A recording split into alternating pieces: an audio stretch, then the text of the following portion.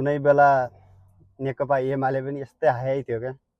त्यति बेला कसैले नगरेको प्र्याक्टिस एमाले गरेको थियो, साइबर सेना भनेर। त्यो सेनाले यति हाइलाइटमा ल्यायो कि एमालेलाई, र एमालेको दम्म घमण्ड एकदम उचाइमा पुग्यो। त्यही साइबर सेनाले एमालेलाई सिद्ध्यायो। तपाईँको जो माथि जान्छ, माथि मथल्लो स्तरमा जान्छ, त्यसलाई मान्छेले हरेक ठाउँमा पोइन्टेड गर्छन् क्या। लाउने, खाने, बोल्ने, लौतो पनि दिशा गर्ने ठाउँ पनि तिमीहरूले चाहिँ विचार पुर्याउनुपर्छ। अहिले पालो रासोपाको छ।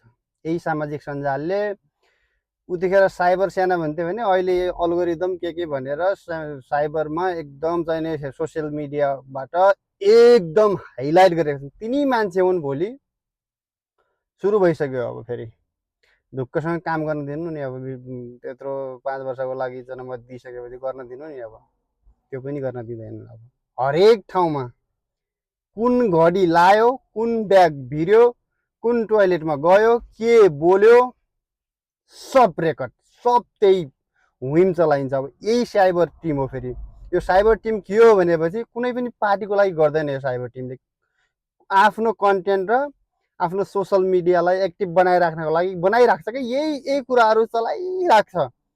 अब पुरानो नेताको कुनै गुणगान गाउनुपर्ने, कुनै खेदो खन्नुपर्ने केही पनि छैन। आफै सकिएर अब 5 वर्षको लागि कता जानुपर्ने हो, कतै कालापार जानुपर्ने हो कि इन्डियातिर कहाँ जानुपर्ने हो, कमाउन जानुपर्ने स्थिति छ। किनभने पैसा सकियो, त्यही हुइमले खाइदियो।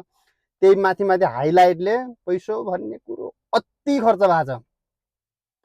अहिले त्यो तुलनामा रासोपा कम भयो होला, अरू पार्टीको धेरै खर्च भएको छ पैसा। त्यही टिमले अब सोसल मिडियाको टिम र साइबर विश्वभरिको साइबर टिमले अब रासोपाको पिछेमा छ। अहिले रासोपाको नेता के बोल्छन्, कोही घेरा हालेर हिँडालिराख्यो त्यो पनि बन्छ। फलानाले के बोल्यो भन्ने हुन्छ। कसैले मास्टरलाई, टिचरलाई उत्ताना टाङ लाएर पाता खस्नुपर्छ भन्छन्, त्यो पनि टिपेर राखेकै छ। कोहीले अहिले कसलाई प्रधानमन्त्री बनाउनु त्यही पनि अकमक्या छन्, कुरो चबाछन्, त्यसलाई पनि बनाएको छ।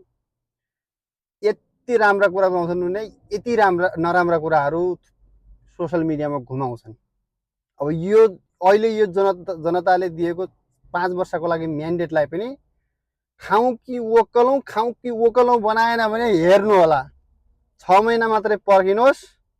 योचोटि अब गुणगान गाए पनि उसैको, गाली गरे पनि उसैको सुरु भइसक्यो।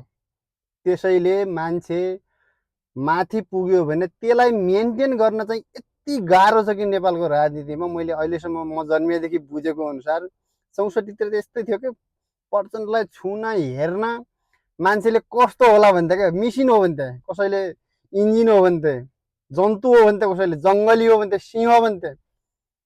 टिक्यो त के टिक्दै टिकेन।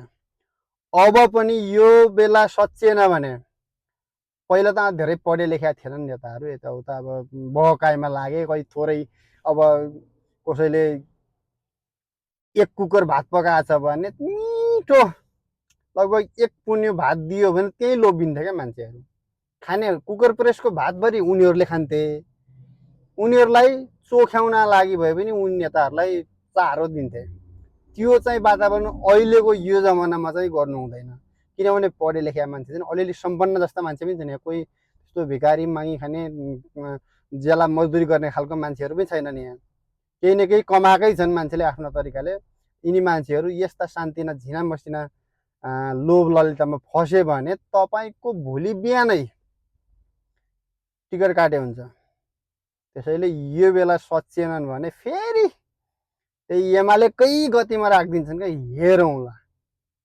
सचेत आशा गरेर विश्वास गरेर जनताले उभार पुगेछन्। दिनै नमिल्ने टाइपको पनि त्यति अति दिएछन्। अब यिनी मान्छे राष्ट्रबाट चुनावमा लडेर जितेका माथि गएका मान्छेलाई कन्ट्रोल राष्ट्रपाले गर्न सकेन। छर्रा सिंह छर्रा छारे नै छार्यो। जहाँ पाए त्यहीँ बोल्ने, जहाँ पाए त्यहीँ आफ्नो पदको दुरुपयोग गर्ने, मान्छे थर्काउने, डिएसपी एसपीहरूलाई फोन गरेर यसो भनेर थर्काउने, त्यो काम गर्यो भने राष्ट्रपा पनि त्यही एमालेकै गल्लीमा जान्छ, माओवादीकै गल्लीमा जान्छ, काङ्ग्रेसकै गल्लीमा जान्छ। यही हो। सानो हो फेरि यो सुझाव। यो त बेला बेलामा आइराख्छ नि। यो अल्गोरिदम हो क्या। हामी त के गर्न सक्दैनौँ, तर सचेत हुनु होला। हस् त, धन्यवाद। आजलाई यति, धेरै भयो भने फेरि अपोज हुन्छ, बद्देर हुन्छ, यस्तै त हो नि। By by.